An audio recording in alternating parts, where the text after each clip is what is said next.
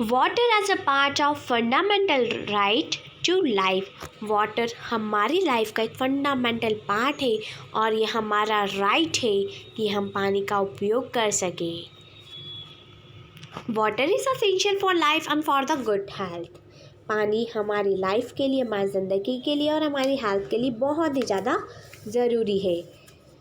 Not only is it necessary for us to be able to meet our daily needs, but safe drinking water can prevent many water related diseases. सिर्फ यही नहीं कि पानी हमारी सिर्फ daily needs को ही fulfil करता है, बट पानी हमें हमेशा साफ़ पानी पीना चाहिए, नहीं जो कि हमको वाटर रिलेटेड डिसीज़ से बचाता भी है। India has one of the largest number of cases of disease such as the diarrhea, dysentery, cholera.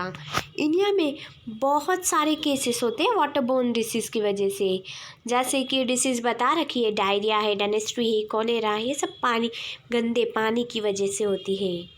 Over 1,600 Indians, most of them children below the age of 5, reportedly die every day because of the water-related disease. 1600 से ज़्यादा लोग, बच्चे जो कि 5 साल की उम्र से छोटे हैं, कम है, वो रोज़ मर रहे हैं क्योंकि वाटर रिलेटेड डिसीज़ की वजह से। This death can be prevented the people have the access to safe drinking water.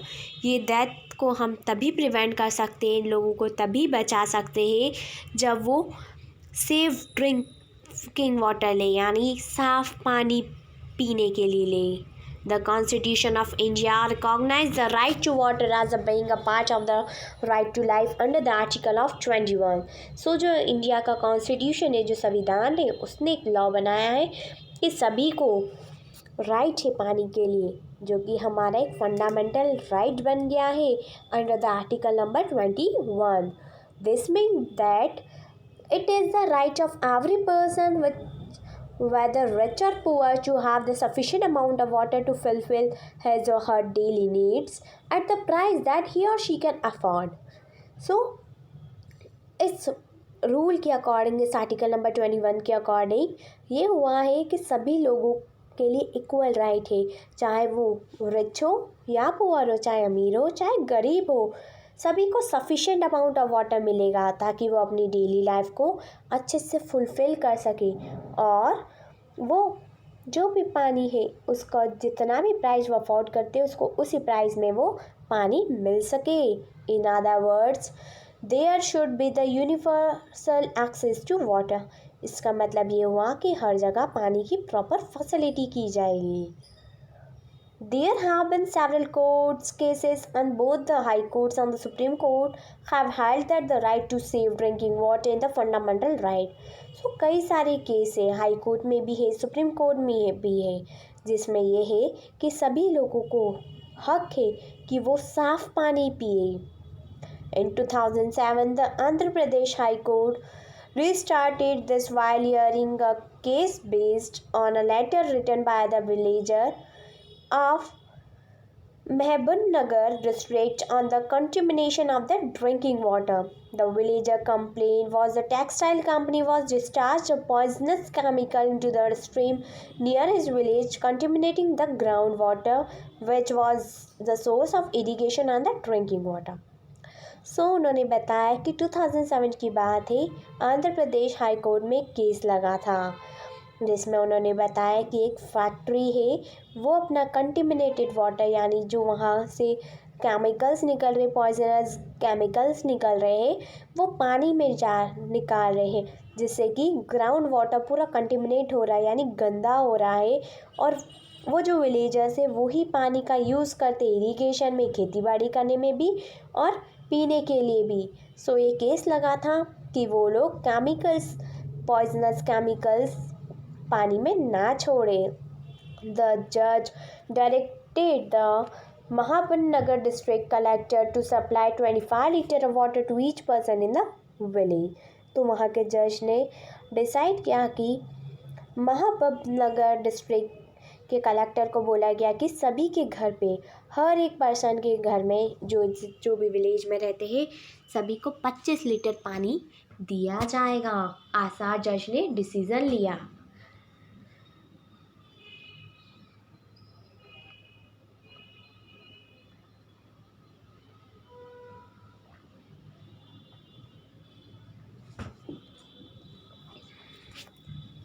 So right to water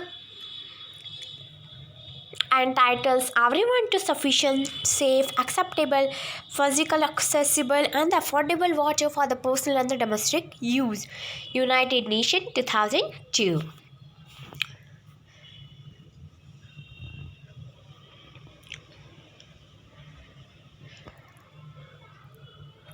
public facilities, public की क्या क्या फैसिलिटीज़ है? Like water, there are other essential facilities that need to be provided for everyone. Last year you read about two other such facilities, health care and the sanitation. So पानी के अलावा भी हमारे पास कई सारी ऐसी फैसिलिटीज़ है जो कि सभी को मिलनी चाहिए. सो लास्ट ईयर हम लोगों ने पढ़ा है हेल्थ केयर और सैनिटेशन के बारे में. Similarly there are things like electricity, उसी की तरह एक और term electricity, public transport, schools and college that are also necessary, जो भी ज़रूरी है. This are known as a public facilities. इसी को पब्लिक फैसिलिटीज़ कहा जाता है. The important characteristics of a public facility is that once it is provided, its benefit can be shared by many people. So in public facility का benefit ये है कि यदि ये एक बार मिल जाए किसी को तो ये कई सारे लोगों तक शेयर की जा सकती, मिल जाती है. For instance, a school in a village will enable many children to get educated. जैसे कि अगर गांव में एक स्कूल है तो उस स्कूल बना तो एक ही बार है, लेकिन उसकी जो फैसिलिटी है वो कई सारे बच्चों को एजुकेट कर रही है, वो कई सारे बच्चों को एजुकेशन दे रहा है. Similarly the supply of electricity to an area can be useful for many people. उसी तरह इलेक्ट्रिसिटी जो सप्लाई हो रही है किसी एरिया में वो कई सारे लोगों के लिए यूज़फुल है. Farmers can run the pump set to irrigate their fields.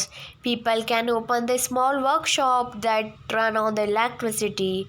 A student would find it easier to study and the most people in the village will benefit in some way or the other.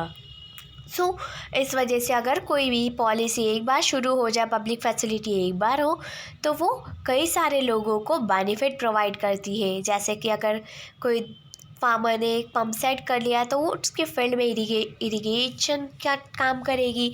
अगर कोई बच्चा पढ़ रहा है, school है, तो school कई सारे बच्चों को एजुकेशन देगा, जिस वजह से सिर्फ एक लोगों को नहीं, सिर्फ एक या 10 लोगों को बेनिफिट नहीं मिलेगा, आने वाली फ्यूचर जनरेशन को भी उसका बेनिफिट मिलना शुरू हो जाएगा. The government's role. Given that the public facilities are so important, someone must carry the responsibility of providing this to the people. So, हमने यहाँ पढ़ा कि पब्लिक फैसिलिटी बहुत ही ज़्यादा ज़रूरी है और ये किसी ना किसी की रिस्पॉन्सिबिलिटी होती है कि वो सभी लोगों तक प्रोवाइड करवाए. जो पब्लिक फैसिलिटीज़ है वो सभी सिटीजन्स तक जाए. This someone is the government. यहाँ पर जो समवन है वो है गवर्नमेंट. सो एक गवर्नमेंट की रिस्पॉन्सिबिलिटी है कि जो फैसिलिटी है वो सभी तक पहुँचे, यानी सारे सिटीजन्स तक. One of the most important function of the government is to ensure that the public facility are made available to everyone. So एक और इम्पॉर्टेंट फंक्शन है गवर्नमेंट का कि वो उनको एंश्योर होना पड़ेगा कि ये जो पब्लिक फैसिलिटीज़ है वो सभी तक अवेलेबल हो. ऐसा नहीं है कि कुछ लोग रह जाए, सभी को मिलनी चाहिए. So let us try and understand why government must bear this responsibility. So हम यहाँ पढ़ेंगे और जानेंगे कि गवर्नमेंट ही क्यों इस रिस्पॉन्सिबिलिटी को उठाती है. We have seen that the private companies operate for the profit in the market. हम लोगों ने देखा कि जो प्राइवेट कंपनीज होती है वो प्रॉफिट के लिए मार्केट में काम करती है. You have read about in this chapter on the story of shirt in your class 7th book. ये हमने एक स्टोरी ऑफ शर्ट में पढ़ रखा है. In most of the public facilities there is no profit to be had.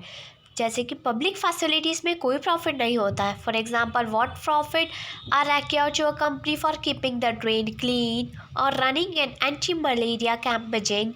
A private company will probably not be interested in undertaking such work. So जैसे कि हम एग्जांपल दे सकते हैं कि ड्रिंकिंग वाटर ड्रेन्स क्लीन रहे, anti malaria campaign हो, तो इस वजह से उनको कोई प्रॉफिट नहीं मिलता है। लेकिन कोई भी प्राइवेट कंपनी इस काम को करने में इंटरेस्टेड नहीं होती, क्योंकि प्राइवेट कंपनी हमेशा अपने प्रॉफिट के बारे में सोचती है। But for other public facilities such as the schools and the hospitals, private companies may well be interested. लेकिन अगर कोई स्कूल खोलना है या हॉस्पिटल की कोई फैसिलिटी है तो प्राइवेट कंपनी हमेशा इंटरेस्टेड रहती है। We have many of this particularly in the large area. Similarly, if you are living in the city, you will have seen the private companies supplying the water through the tankers or supplying the drinking water in the sealed water.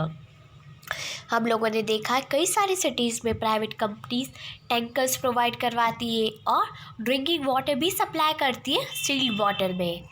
On such cases, private company provided the public facility but at the price that only some people can afford. लेकिन private companies जो है वो public facility provide तो करती है, लेकिन उसकी price ऐसी होती है कि कुछ ही लोग उसको अफोर्ड कर पाते, सभी लोग उसको अफोर्ड नहीं कर पाते हैं। Hence, this facility is not available to all at an affordable rate. इसलिए ये फैसिलिटी सभी के लिए अवेलेबल नहीं रहती अफोर्डेबल रेट में। If we go by the rule that the people will get as much as they can pay, for the many people who cannot afford to pay for the facilities will be deprived of the opportunity to live in the decent lives. So, clearly, this is not the desirable option. Public facilities relate to the people's basic need. Any modern society requires that these facilities are provided so that the people's basic needs are met.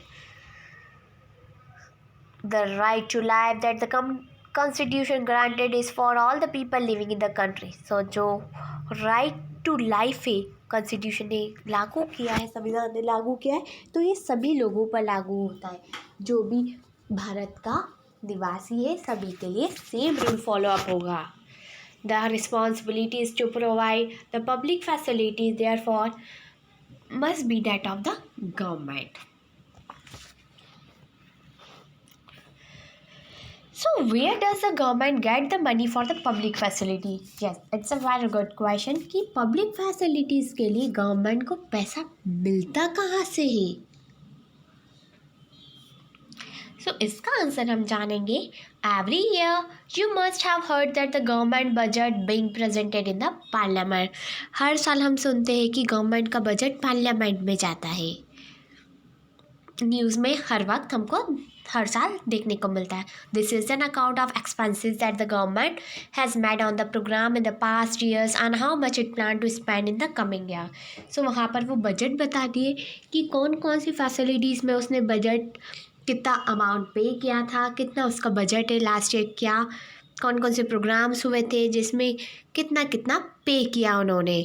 सो वो अब आने वाले साल में जो programme होने वाले हैं उसके बारे में भी कंप्लीट इन्फॉर्मेशन पार्लियामेंट हाउस में जाके बताते हैं कि अपकमिंग इवेंट्स कौन कौन से और अपकमिंग इवेंट्स में कितने पैसे लगने वाले हैं। In the budget, the government also announced that the various ways in which it plans to meet the expenses. The main source of revenue for the government is the tax collected from the people, and the government is empowered to collect this tax and use them for such programs. So, जो main source of revenue है उनका, तो वो हम ही लोगों से यानी जनता से जो टैक्स कलेक्ट करते हैं वहीं से उनको पैसे मिलते हैं। टैक्स कलेक्ट करने के बाद वो हमारे ही पैसे हमको फैसिलिटीज़ के रूप में दे देते हैं। For instance, to supply the water, the government has to incur the cost in the pumping water, carrying it over the long distance, laying the down pipes for the distribution, treating the water for impurities, and finally collecting and treating the wastewater. It means that the expense is partly from the various taxes that it's collected, partly by charging a price. The price it's set so that the people can afford a certain minimum amount of water for their daily use. Here's the chart of central government supply money on the rupees goes to. So states share of tax and duties 24 paise, interest payment 18p, central sector scheme 10p, Electoral sponsor scheme 9p, defense 9p, subsidiaries 9p, finance commission and other transfers 8p, 8%. Other expenses 8%, pension 5%. So बच्चों, I hope you understand each and every topic of this video, and if you have any query related to this video, then comment in comment section. Thank you. Have a nice day. हम फिर मिलेंगे next video में.